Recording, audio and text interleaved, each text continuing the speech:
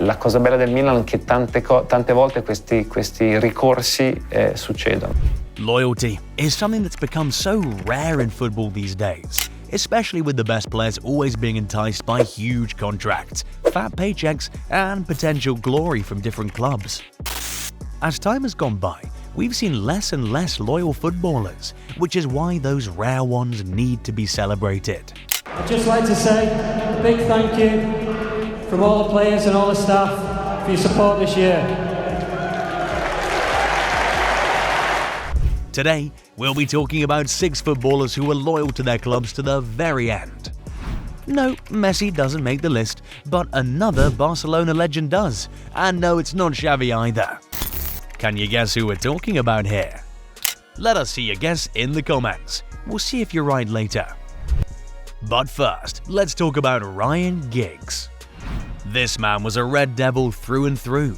He came up from the Manchester United Academy and made his way up to the first team as a teenager, signing his first professional contract just 2 days after he turned 17, in 1990. In 1992, he won his first trophy as a professional footballer, the FA Cup, and then he was named PFA Young Player of the Year later that summer. The following season, Giggs earned himself a place in the United first team, and he helped the club win their first league title in 26 years. He would go on to help United become the first team to complete the European treble in 1999, even famously setting up the equaliser in the Champions League final. Essentially, Giggs was Mr. Manchester United, and he was a huge part of United's resurgence and insane success in the 90s and 2000s. He won 35 trophies with the club, including 13 league titles and 2 Champions Leagues. He eventually retired in 2014 at the age of 41, which meant that he spent his entire professional career playing for Man United, 24 years with the senior team and 27 years in total. And while United had Ryan Giggs, Liverpool had Jamie Carragher. But before we talk about him, let us first look at Arsenal's Tony Adams. This guy joined Arsenal as a schoolboy at the age of 14, and he never looked back until the end of his career.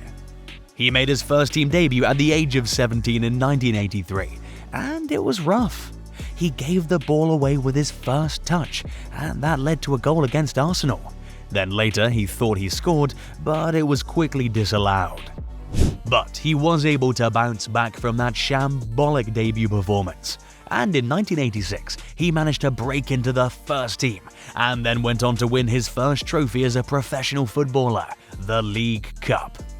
Then, in 1988, less than 5 full years after his first team debut, Tony Adams became Arsenal captain at the age of 21. Thanks to his solidity in defence and discipline as club captain, Arsenal started to enjoy success in the late 80s and early 90s, as they won the league in 1989 and 1991. In 1991, Adams and his teammates conceded just 18 goals and lost just 1 game on their way to winning the league.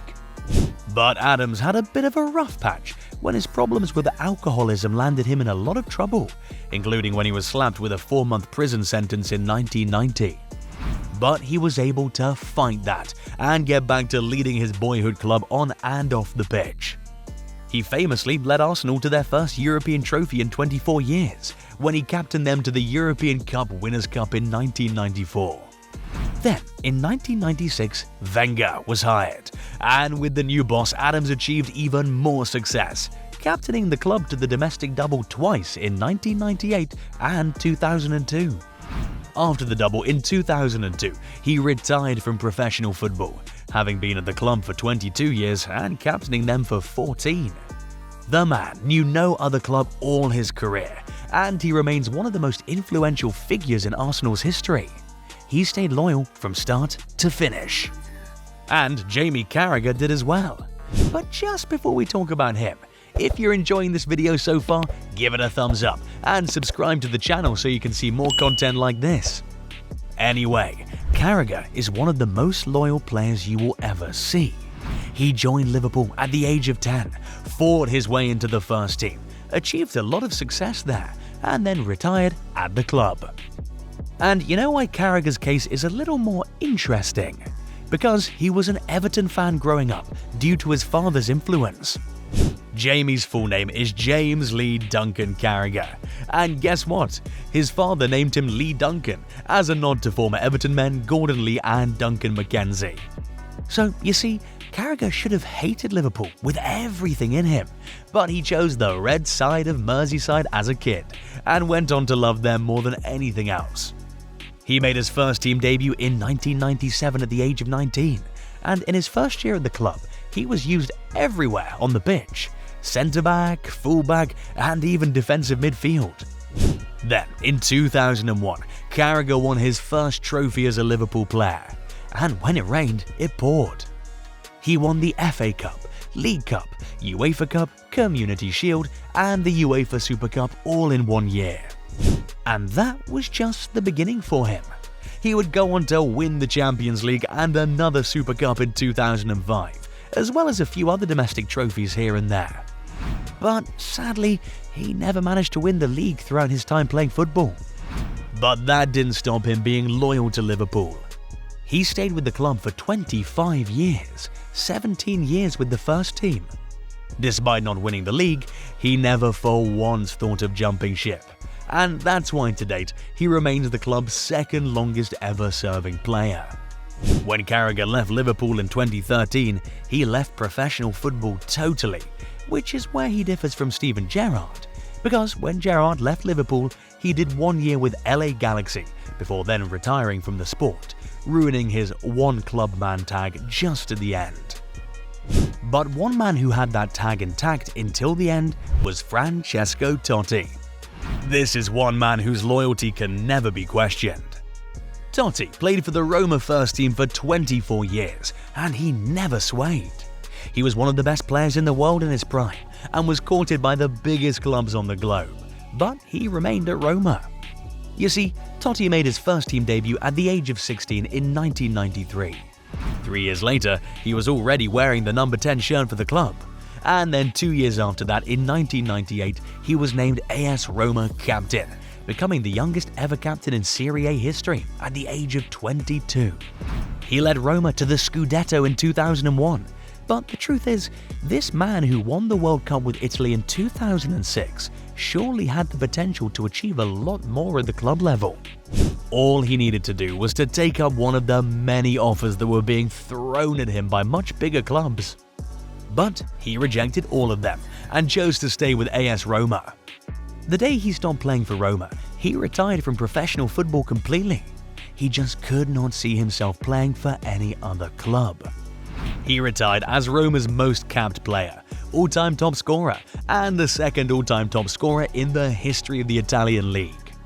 When he said his goodbyes to the club, there were real tears everywhere around the stadium, because this man right here means an incredible lot to the people of Rome. And Totti loves Roma so much that he just could not leave the club even for a second. So, the day he retired from professional football, he went straight to become the club director. Do you know who else did something similar? Paolo Maldini. If you include his youth years, Maldini was at AC Milan for a total of 31 years. 31! Do you know how long that is? The former defender played for the Milan first team for 25 years and just never had eyes for any other football club. This guy was a part of 4 different AC Milan eras. He was with the Immortals, with Hurlet, Van Basten, Ancelotti, and the likes who won the Scudetto, conceding just 14 goals all season. And then he was there with the Invincibles who went unbeaten for an entire Serie A season, on their way to winning the Scudetto under Fabio Capello in the 1991-92 season.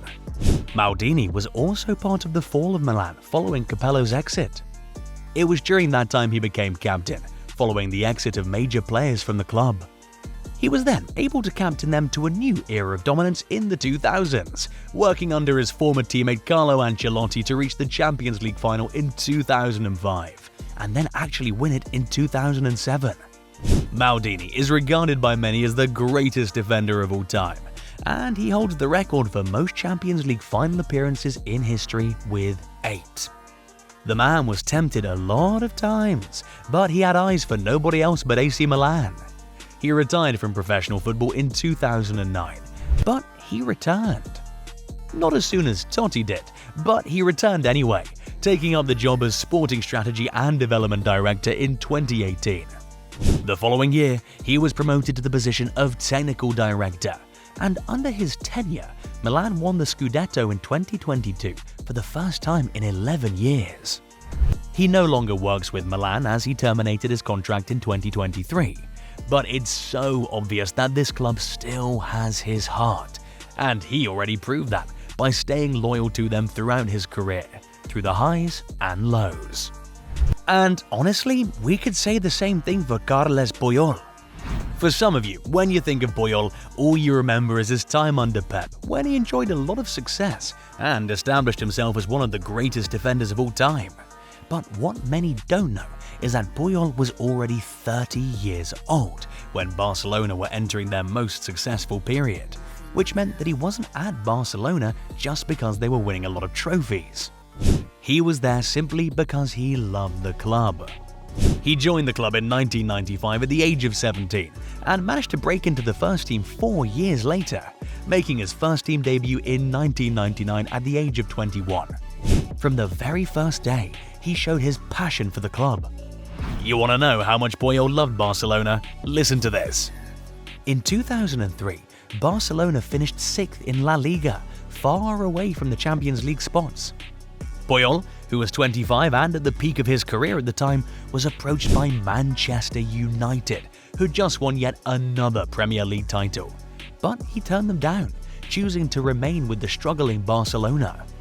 The following year, he was named captain of the club, and just 2 years after that, he led the club to Champions League success in 2006. It was from that point that Puyol began to reap the fruit of his loyalty, because under his leadership, Barcelona enjoyed the best period of their entire history, including their historic sextuple in 2009 under Pep Guardiola. Puyol was with the Barcelona first team for 15 years and captained them for 10 of those years. He won 18 trophies with Barcelona, most of them coming after the age of 27. The former Barcelona man retired from professional football in 2014 as one of the greatest defenders the game had ever seen, but more importantly, one of the most loyal players in the history of the sport. Are there more loyal footballers you know of? Tell us their names in the comments. Also, rep your favorite team down there and tell us the most loyal player in the club's entire history. Thanks for watching, and as always, give the video a like if you enjoyed it. Hit the subscribe button for more content like this, and check out our membership page for exclusive features.